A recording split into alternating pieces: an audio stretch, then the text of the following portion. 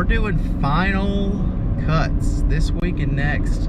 A couple folks are bi-weekly and they're kind of weird. I would prefer to do all the bi-weekly or all the final cuts this week, but you know, I was out last week for some of them. But yeah, final cuts, man, and good times. This year's been great. I wouldn't say that I'm burnt out, but I'm definitely ready to do something else for a little bit. Leaves, I guess, is something else, but I'd rather do stuff at home. Like, you know, we got some stuff to fix up in the house, and I want to do some stuff outside, and yada yada. So I'm ready for a change of pace, ready for some different stuff. I'm ready to start sending out next year's contracts. I don't know if I've talked about it yet in any of the recent videos, but I'm thinking of changing and really just not doing any large yard. Like I kind of want to like only do, if I'm mowing it, I only want to do like up to half an acre, and then I'll do any landscaping maintenance work. So because really what it boils down to lately with me is just that, you know, I'm spending so much time mowing every single week, sun up, sun down, and then time change hits and I'm like, I'm behind. You know, I can't keep up. I can't, you know, do it all. So I'm thinking of that change.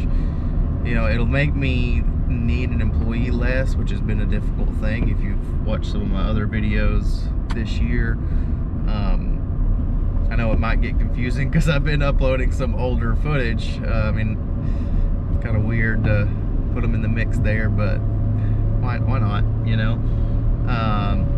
But yeah, final cuts today. I got the bagger on the old Scagger. Took the grass flap off, which was actually a really quick process. I thought I was going to be out there for a couple hours. It took me like 40 minutes maybe.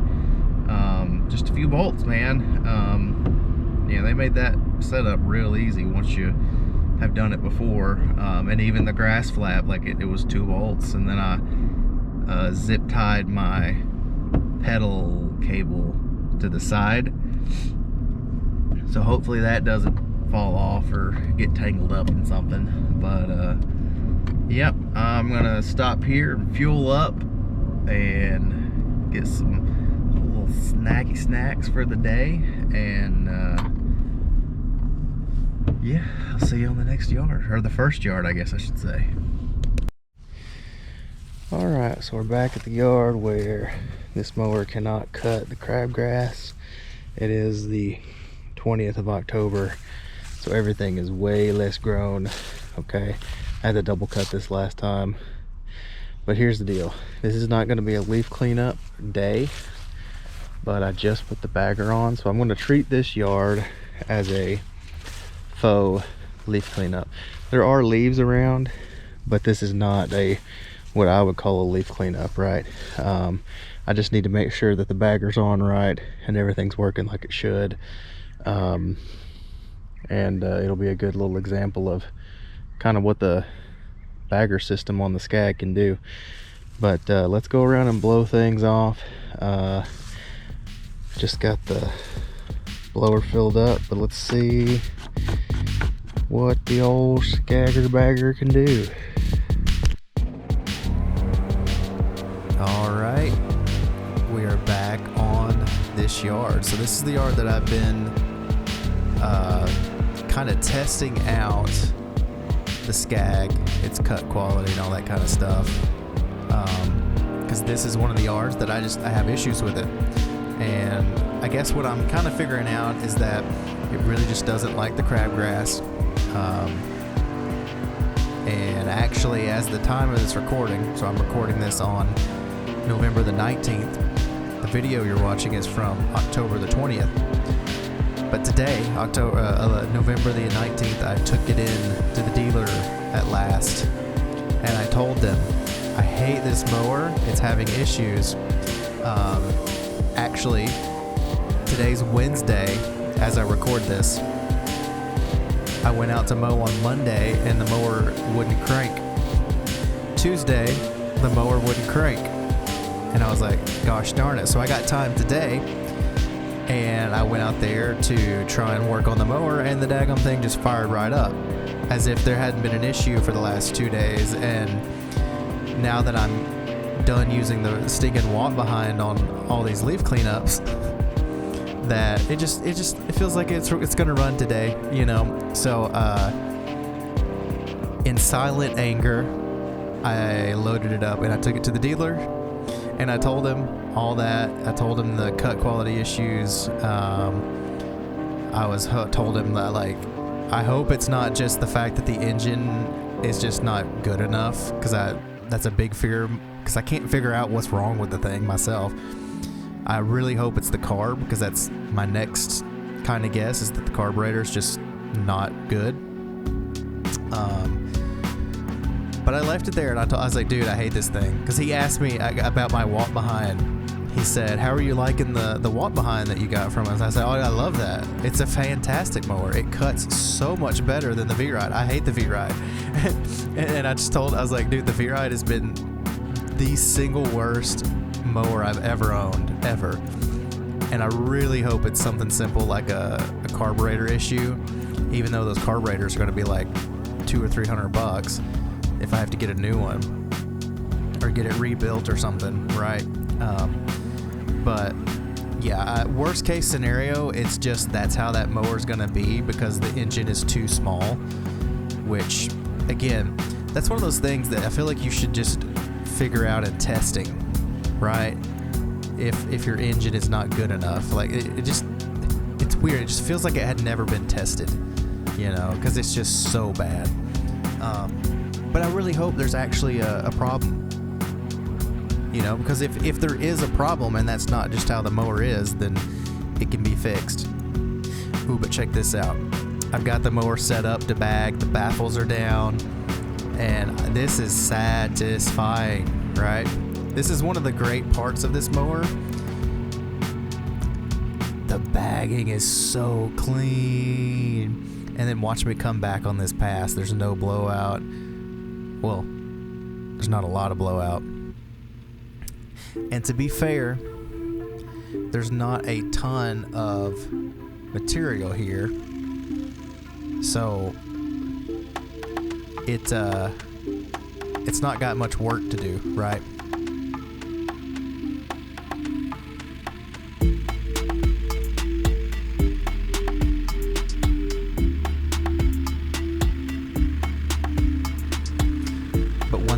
Say about this is I have to go slow, because it just doesn't have the power. You know, this is real time. This is how fast I have to go with the bagger, which on a normal leaf cleanup is fine, but dude, look how clean that is. That's nice. That's real nice.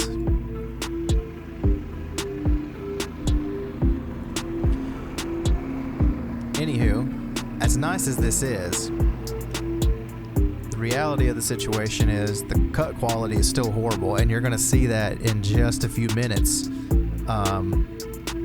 Whenever the camera flips back over, it leaves these horrible lines.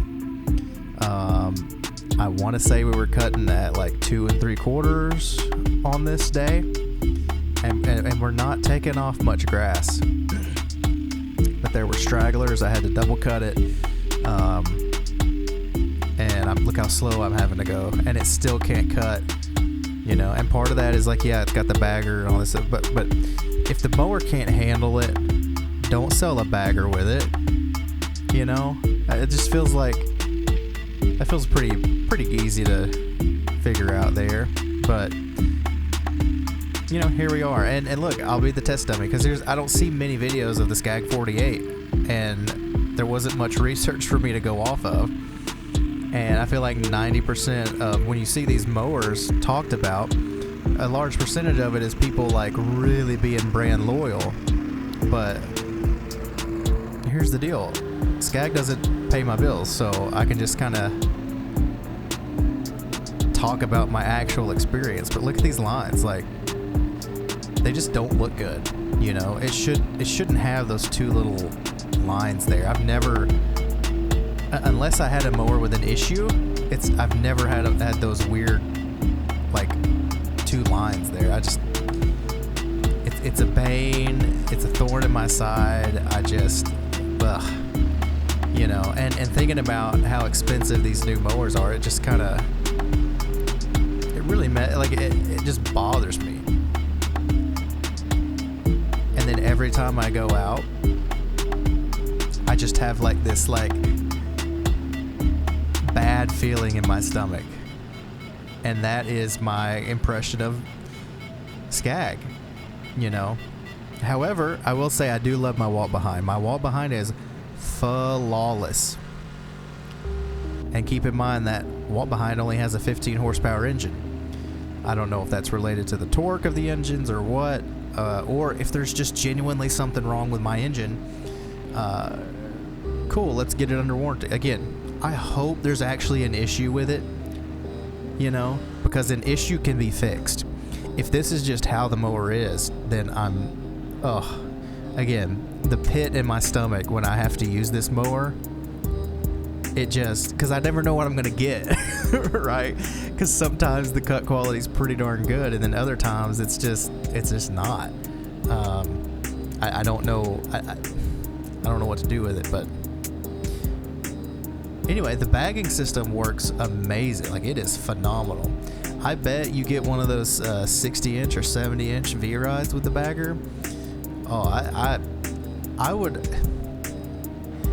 with a proper engine and power to actually cut the grass and bag, I would probably run that every single day of the year, just because I love that clean finish.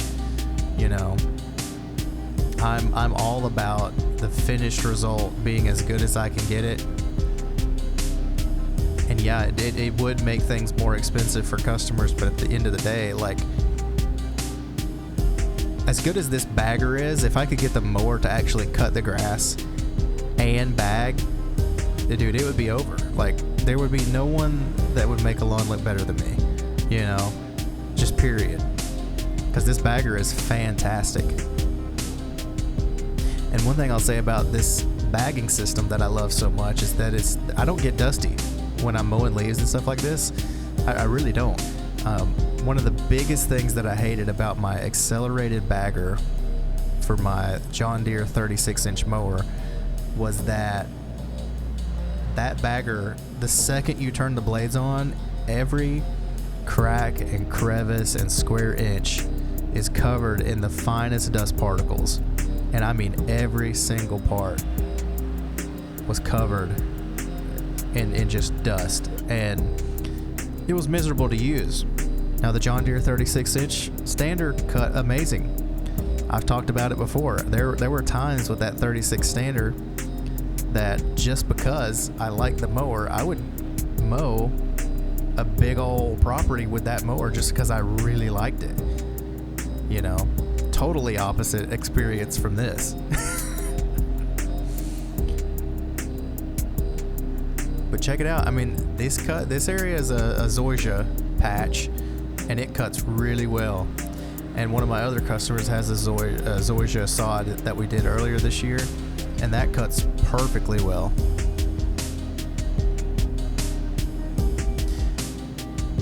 And I do, in another video, I do come back to this yard and we do a proper leaf cleanup, but we do it with the John Deere 60-inch because I still have that. I haven't done much with it on the channel this year, but we go through, we blow everything, and then we mulch up everything here in the front. And I've got to say, for a mower with 1,400 plus hours, that thing is solid. It just does such a good job. And then here we are on the next property. I guess I didn't feel like saying anything that day, but this one's a pretty large one. We got that really nice lake in the back. I love that. And it's part of the reason why I don't mind doing some of these bigger properties is sometimes you get lucky with the scenery. And like, say what you want, oh, profit business, oh, we're not here for the scenery, we're here to work. Like, go do that on your channel. Dude, I like to look at nice things, and I like to be around nice things, and I like to be around nice people, you know? Like, sure, money's great, but Like, I don't care about your money or anything like that. Like, I'm content with my life. I'm content with where things are at. Like, this is how I want to do things because it's enjoyable, you know?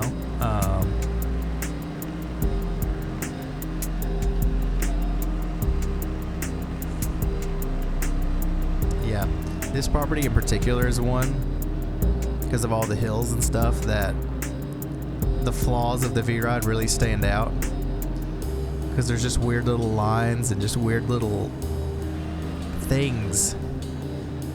And one of the things I've kind of realized is that all the problems are intermittent, which kind of helps me feel or think that it could be the carburetor on the mower, right? Because sometimes it'll work, sometimes it won't, sometimes the cut's great, sometimes it's not.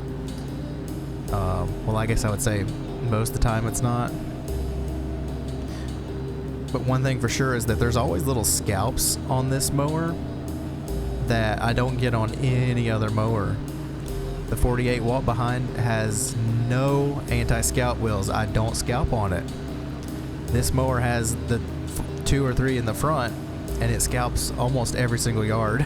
I mean, the John Deere 60, I do these exact same patterns, these exact same whatever. The 60-inch mower does not scalp. Does not scalp. My old Ferris Z2 did not scalp like this. I've got a Snapper Pro 52-inch watt behind. It does not scalp like this. So I don't know, man. I don't know. This is just my experience with the V-Ride.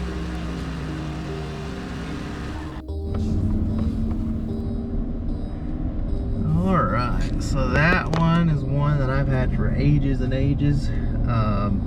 Long-time customer, and over the years they've built up their turf grass, that Bermuda grass there, and that's the homeowner doing that, and he's done a great job.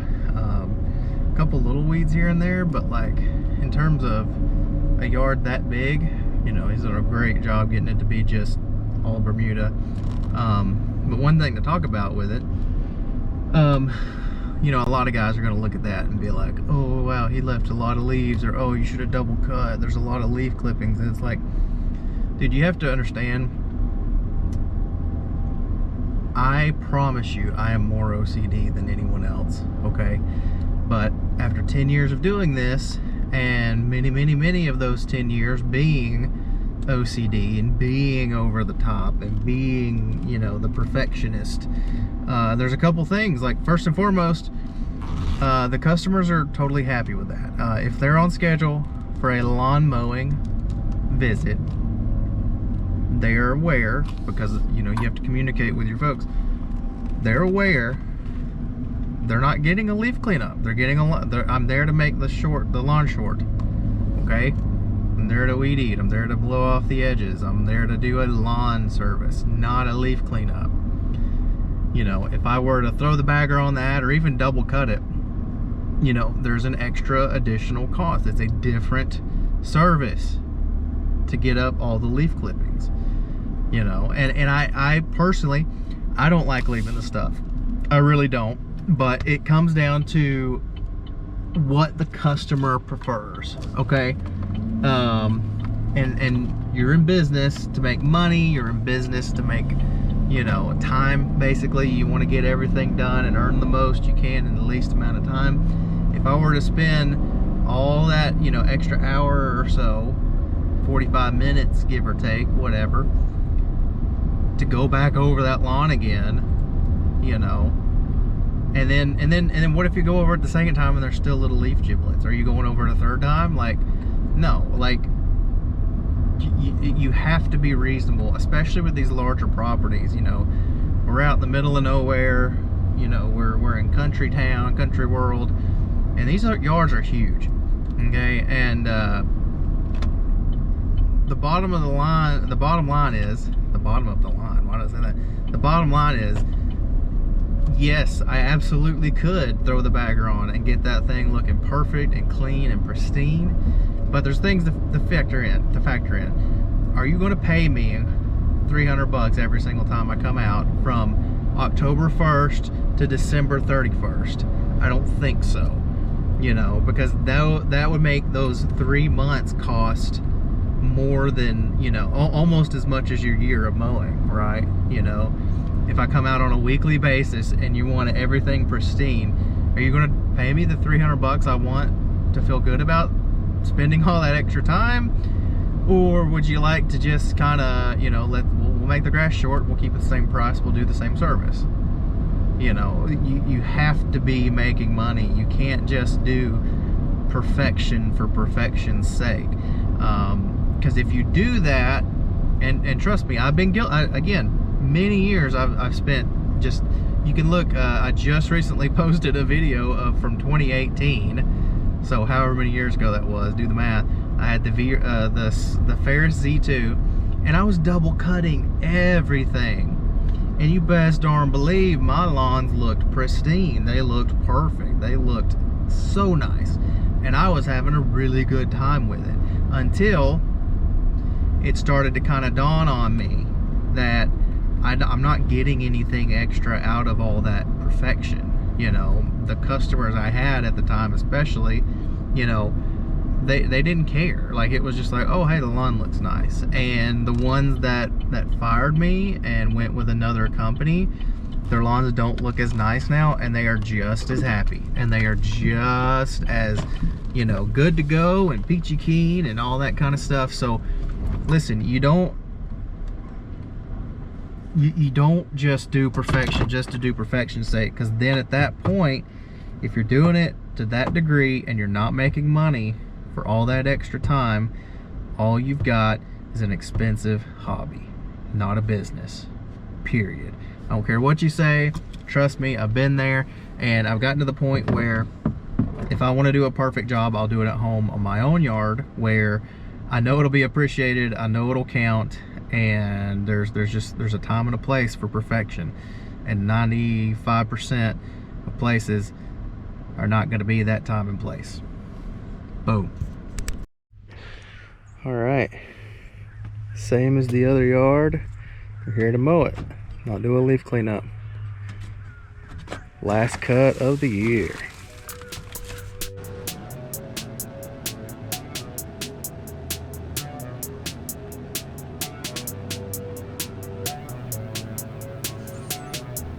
All right, so here we go on this one, and one thing you'll notice is that I'm making a bunch of perimeter passes, basically going around the edges,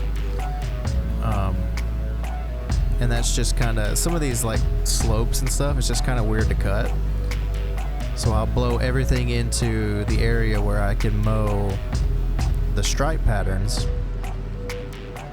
and typically it processes out really well from there. But it is weird to be in October. That's when this was, is October the 20th. And even though things are brown, it's like they are still growing, you know, because I'm actually cutting stuff off of this lawn. And it may not be much, but it's just weird that it could be this ugly and brown for the season, for the end of the season, and you're still taking off like a 1/2 inch or a 3/4 of an inch of material. But yeah, check out this. The lines here are not showing up. And so that's what makes me think that there's an intermittent problem, because the cut quality on this yard looks pretty darn good. I have no complaints on this yard. And this yard's not treated, it's not anything special. And that's what makes me think it's an intermittent issue with something like like the carbs, or maybe there's a coil, or maybe there's just some other deeper issue with the engine itself.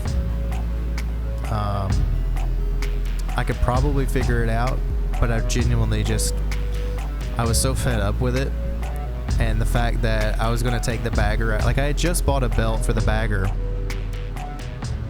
and then it wants to not run. I was so fed up this morning, dude. when it did finally fire up, that I took it in and I said, here, there's issues. I don't know what they are.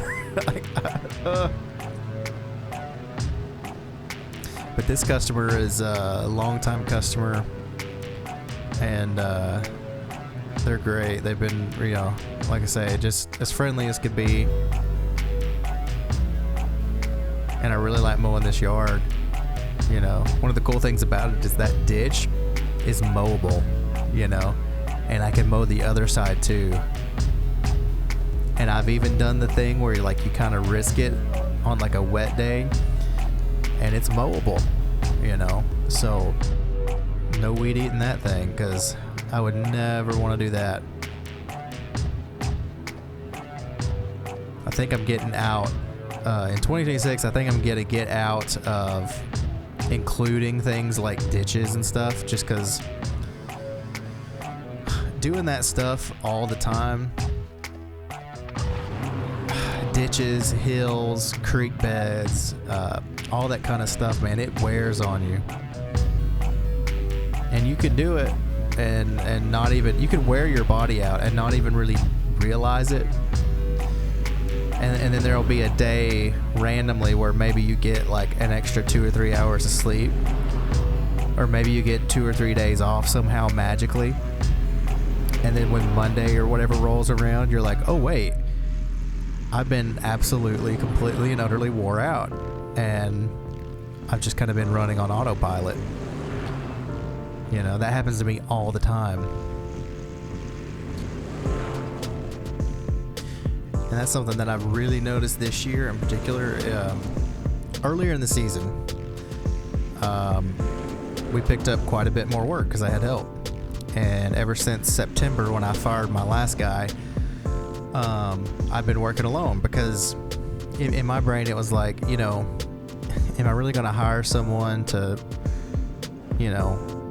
work for a couple more weeks or a month or so, and then have to kind of let him go or just not have work for him? And in hindsight, I wish I had not done that, because I've been going every single day for the last, I don't know how long. And honestly, I could use the help. So, a little misstep there. And I didn't even, for some reason, every year, I always forget about the time change. And that is absolutely like threw a wrench in things. And it's like, by the time the time change rolls around, that thing of like, well, we're at the end of the season, there's not much to do. That's even more true, because it's 2 months later or a month and a half later when that happens. So it's like the thing of like, well, I'm not going to hire now. It just gets more and more true, right? So I'm going to wait until the spring. But next year, if I have to end up firing a guy again in like September or whatever, I'll know in hindsight, you know what? I could have used help.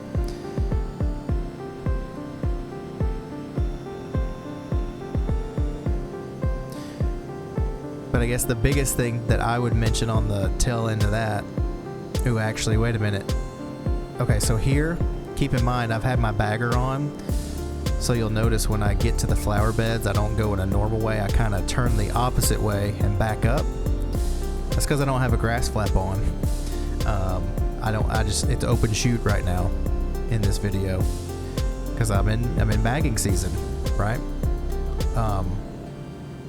But going back to earlier, with these new customers, I really thought like, okay, it's not that bad. Like, I think there's like 6 or 7 that are regular, and then a couple like odd job people. But those new lawn customers, they always come with some like additional projects and things to do. And that, I guess, not necessarily that I didn't calculate for it or account for it. I guess I miscalculated exactly how much extra I was going to be doing this year. So, and every year is different. I mean, honestly, every year is different. Every month is different. I mean, it's kind of a very dynamic business. You have to be able to change things at the drop of a hat sometimes.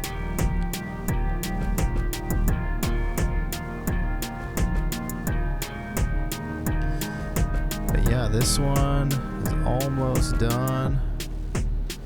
And again, if you see anything weird, just keep in mind it's because of the lack of a chute blocker, and we're just kind of making things work.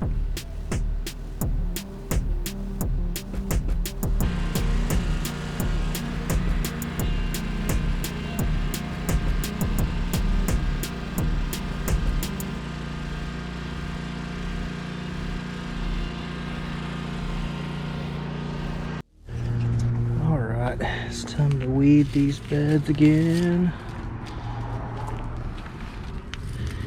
Had a change in weather, so things are popping back up, but it's all easy.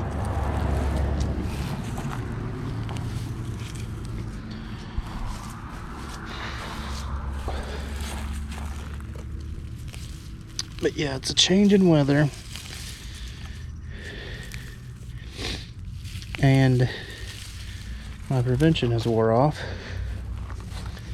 because we're right at the end of the 3 months that you get. And look, I'm not going to pull every last thing. All that little stuff, we'll come back and we'll spray it when it's dry, because if you spray it when it's wet, it will leach into your landscape plants and kill them.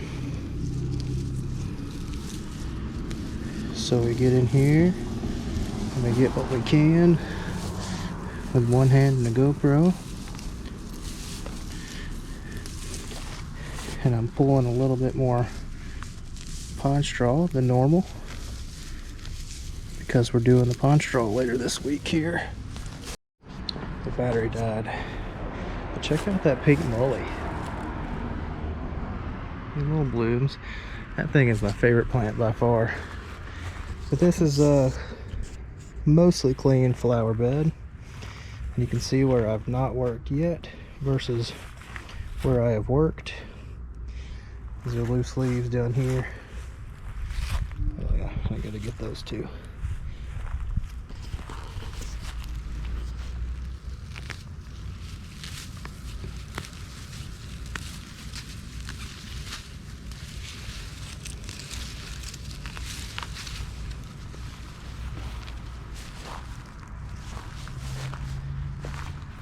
Now in general, when you're picking weeds, you want to go as far to the bottom as you can so that you pull the roots out. Sometimes you can't get it all, which is why you have to spray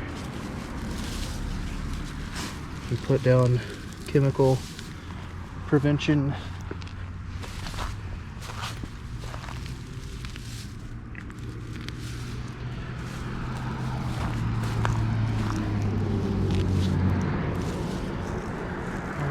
Quick look, like that. I'm gonna give it a quick look. Okay, so all that little teeny tiny stuff will spray. Get in here.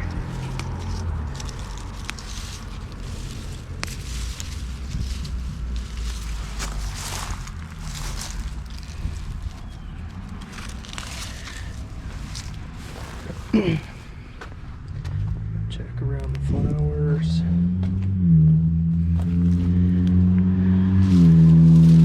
Get right there. I'm gonna have to dig that out.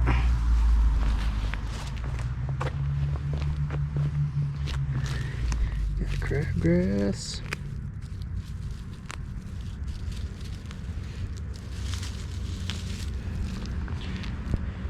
Yep, I'm throwing crabgrass right in the lawn. Gotta come back and spray that. Gotta replace my flowers because they died. Go figure. They need water. And I think they're under the awning. So, there's that.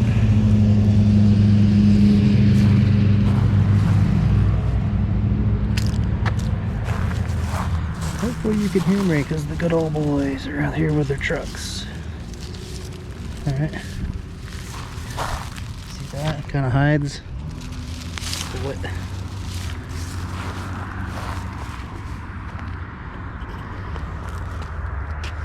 And yes, we're throwing all the weeds in the flower beds because they're in the lawn for two reasons.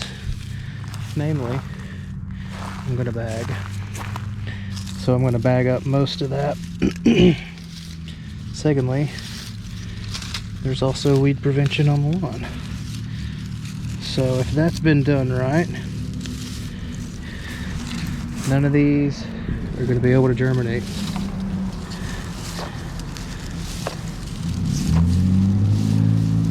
Again, we're just getting what we can. Doesn't matter if we take the pond straw out because we're going to redo it.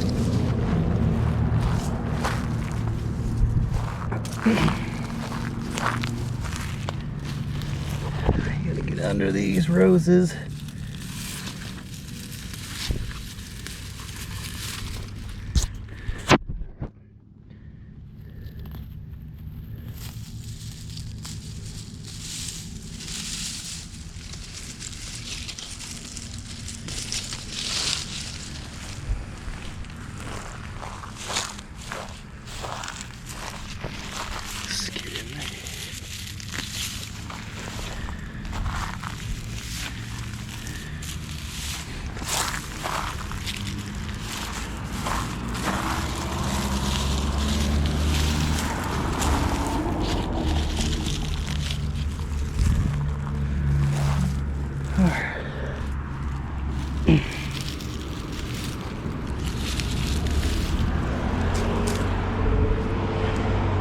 Pink moly. How good does that look?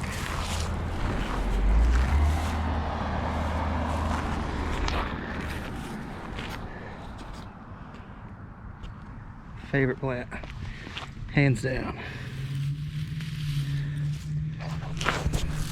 Look at this.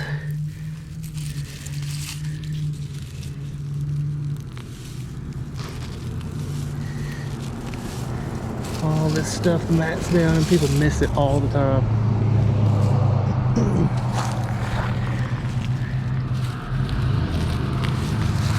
But it's real easy to pull.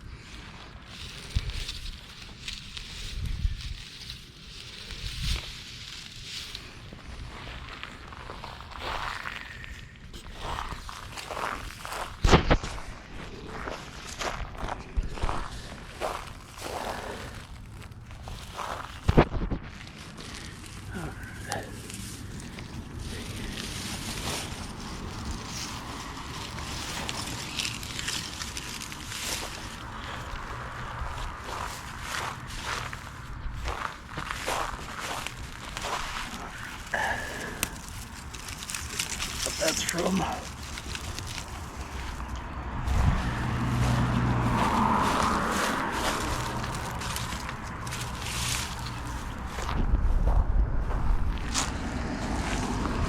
see, even I miss it.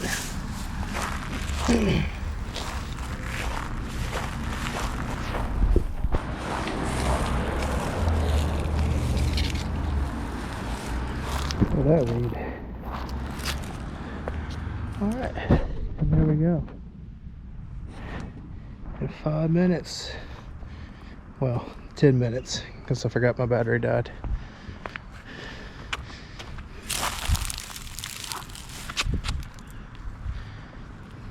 Now, some of this small stuff that I didn't get is gonna grow into things that I can get next week or later this week when we do the pine straw. And at that point, I'll pull it if it has grown big enough, and if it hasn't grown big enough, then I'll go ahead and spray it. It'll die. I'll put down weed prevention, and we'll be good to go pretty much through the entirety of winter. And look at that lawn. Ignore the weeds.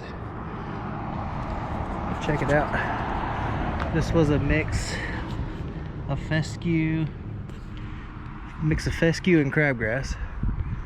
We've been working on it all year to get it kind of in shape and converted over to Bermuda, but it has grown very well.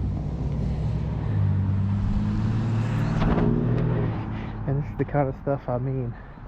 I was able to get this thing cleaned up and looking good in a matter of months, whereas in the past we've tried fescue in places, we've tried all sorts of stuff, and then it always ends up being a situation where it just doesn't work because the summer heat kicks in and it kills it. Then you got something like Bermuda that just lives, it just works, and it chokes out everything else around it. Why would you want to fight that? It makes no sense. See how long it takes me to install the V-Rod bagger. Alright, we got a couple pins here that I store in the little hole.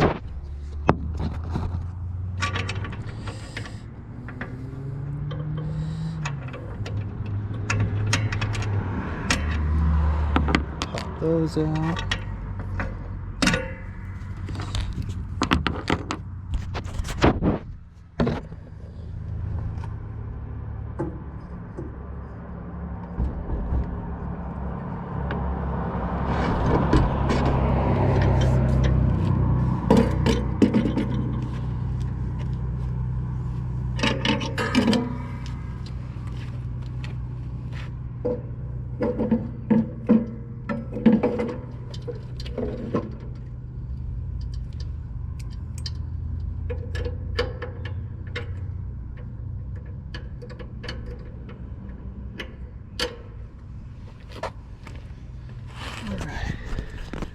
So there's the pins.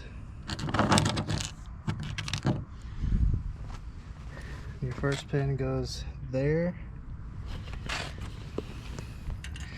Second one goes there. Make sure you drop one. You're not doing it right if you don't drop one. And then the straight part is what goes through.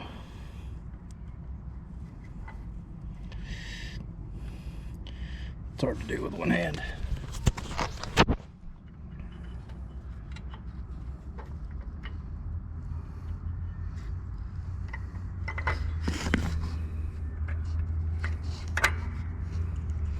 Now this one's under here, so I can't really film it well. Alright, and we gotta lower the deck, so it gives you clearance for this belt. Then I have to push this in to wrap it around there.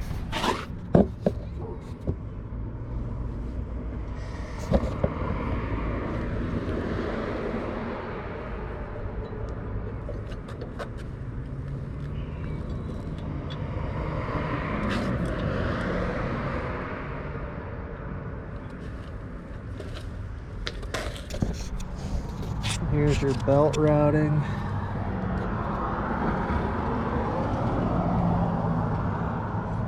And again, what I did is I push this and then I pull the belt around that pulley.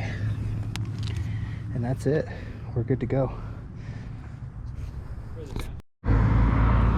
Hopefully you can see this.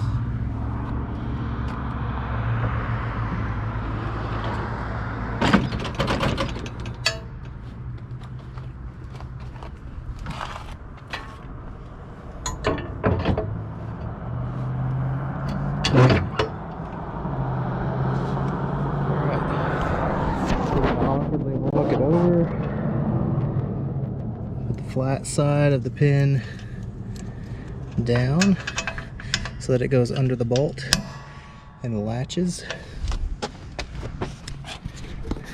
Same thing over here, flat side down, and it latches.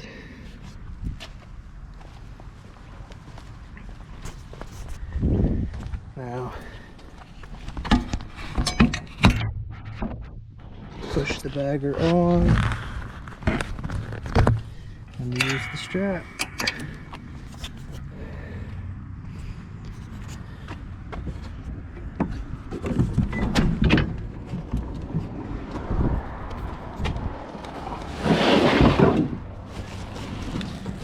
Bags.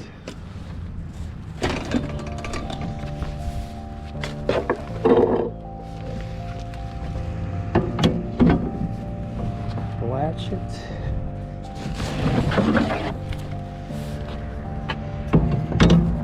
Latch it. Now we're good to go.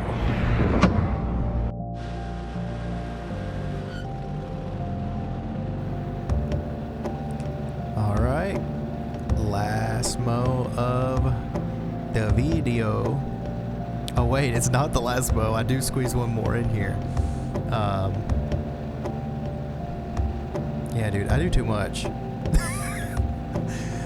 I've got too much going on. I need to, you know, rearrange some things and get down to these smaller properties. But yeah, we've got the bagger back on, and see, here's the deal.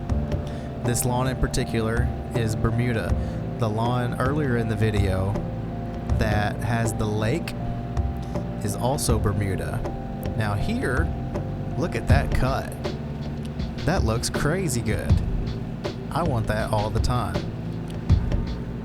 But at the other one with the lake, there's always lines on the left side of the deck.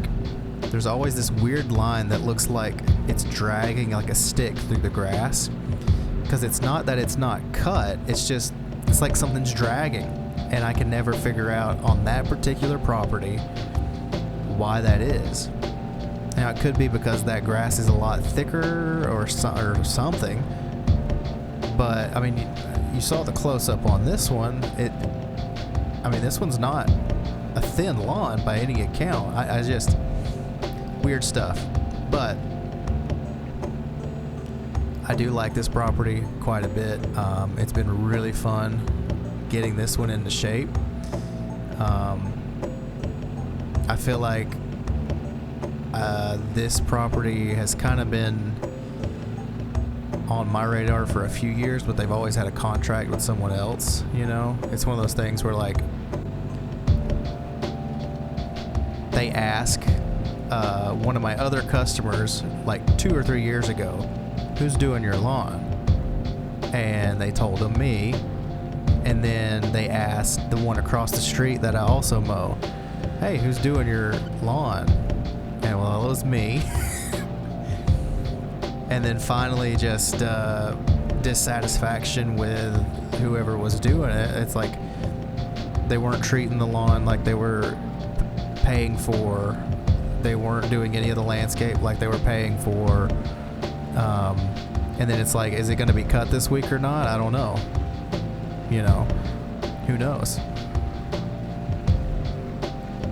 But look, within the course of a year, I mean, this thing is on fire. I think I started it in May of this year. I mean, this thing is totally turned around. And this exact property is actually what kind of got me back into wanting to make lawn treatments a regular service and just call it a specialization in Bermuda.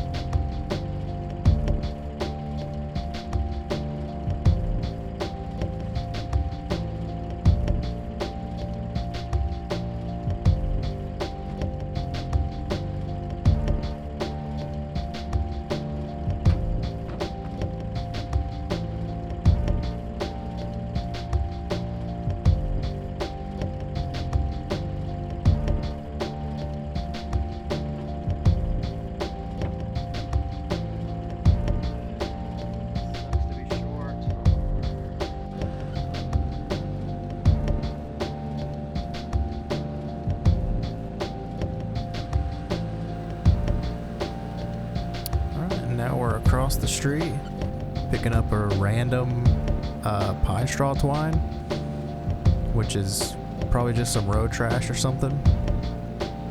I had a thought, like I wonder if it blew over from my pine straw job across the street somehow, because I'm pretty sure I did their pine, or no, because that was after this. Sorry.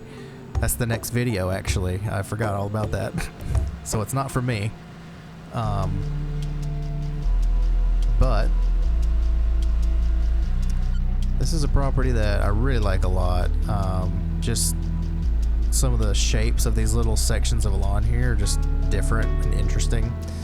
And in the spring, when this thing's all edged up and crisp, like those edges are just so clean. And in the spring, these trees bloom out white, and they're so nice.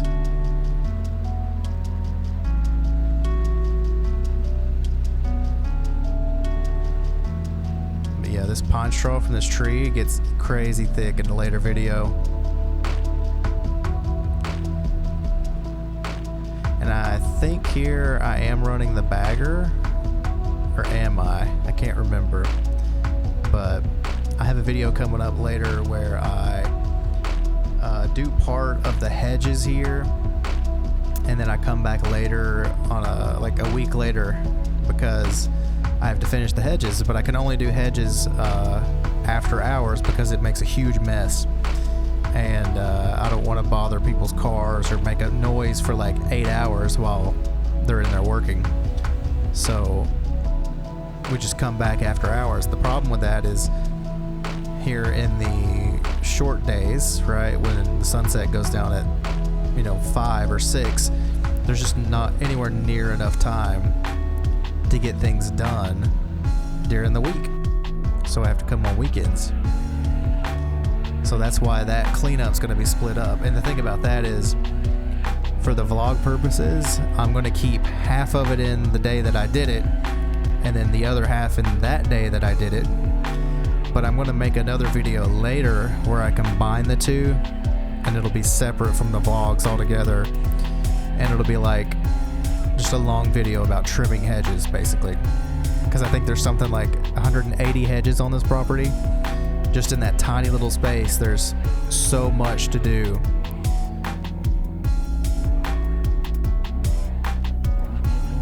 But yeah, wrapping this one up, getting all that little stuff tucked back in. We want to do that every single time we do pine straw. It just kind of cleans it up. And again, sorry for the angles. These get better, by the way, all the camera angles, but I think that's it for this one. I'm going to wrap it up. We got a lot of leaf cleanup stuff coming up, I think, if I'm remembering my recordings correctly. There's a lot coming up. There's a lot. But if you have gotten this far, I really appreciate it. Leave your thoughts, leave your comments, all those good things that you can do to help out. And comment the word Scag or bagger, or the words, I don't know. Just comment something. Thanks, guys. Appreciate it.